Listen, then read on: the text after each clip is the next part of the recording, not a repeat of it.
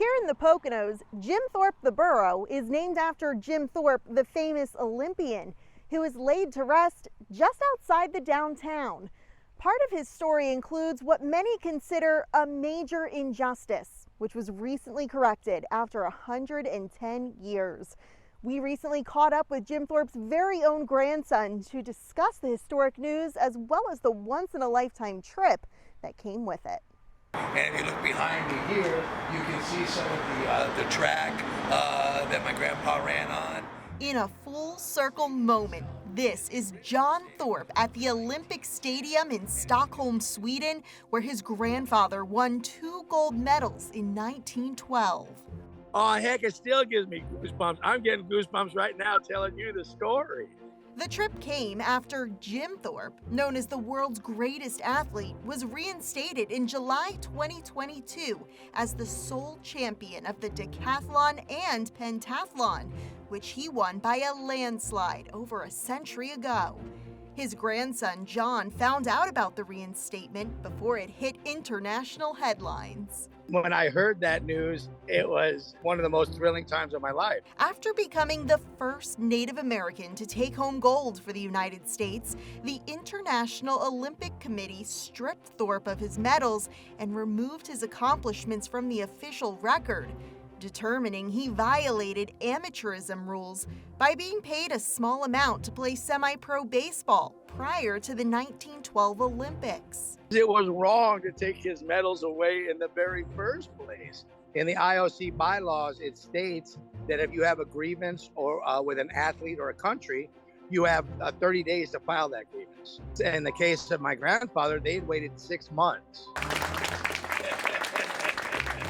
John Thorpe and his cousin Mary were recently invited to the Stockholm Olympic Stadium to witness the installment of Jim Thorpe's very own stone on the Walk of Fame and the unveiling of this World Athletics Heritage plaque. Both are now permanent fixtures at the iconic stadium.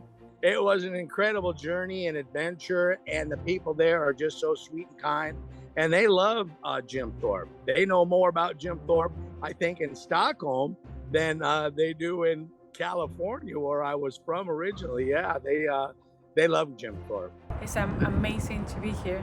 Maria Lloyd, who owns a shop in downtown Jim Thorpe, also traveled to Sweden to show support and help document the historic event. She presented handcrafted gifts to some of the officials there for the celebration. It was amazing just to represent not just my company, not just the Native international tribes, but also representing mostly Jim Thorpe, because everybody knows that I came from Jim Thorpe. Jim Thorpe, Pennsylvania. This is what Jim Thorpe's all about right here. Oh my gosh. Waiting 110 years for a huge correction as this one, and I think that is super motivating just to be there and think that everything is possible. Advocates who worked to achieve justice for Jim include Bright Path Strong, a nonprofit founded to amplify Native American voices and stories. So there's been an accumulation of many people that have put in a lot of effort to get this final result done, to get him reinstated. That includes John himself, who never misses an opportunity to share his grandfather's story. This is where he went to school, was Carlisle. Including with the crew installing Jim Thorpe's Walk of Fame stone. He was really quite shy. He didn't like a lot of accolades. At one point, John even sat down with Pocono Television Network for this in-depth segment about Jim Thorpe's legacy.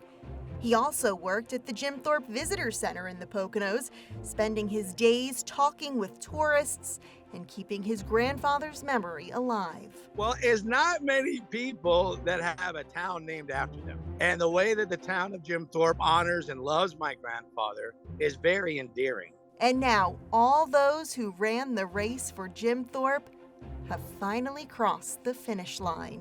Being reinstated, what do you think your grandfather would think about that or say about that? What took you so long? While this is a time to celebrate, John Thorpe says there's still work to be done. His family is now working to obtain the original 1912 gold medals, which they believe are still in the IOC's possession. Now, John Thorpe says when he comes to visit Jim Thorpe the burro, he always stops by this memorial to perform a smudging ceremony, which is a ritual among Native Americans, and he encourages you to stop by and pay your respects as well. For the Pocono Television Network, I'm Brianna Strunk. Thanks for watching. Make sure you subscribe to the Pocono Tourism YouTube channel and click the bell button below to be the first to watch new videos. You can also click the link on the screen to watch more episodes of Pocono Mountains Magazine.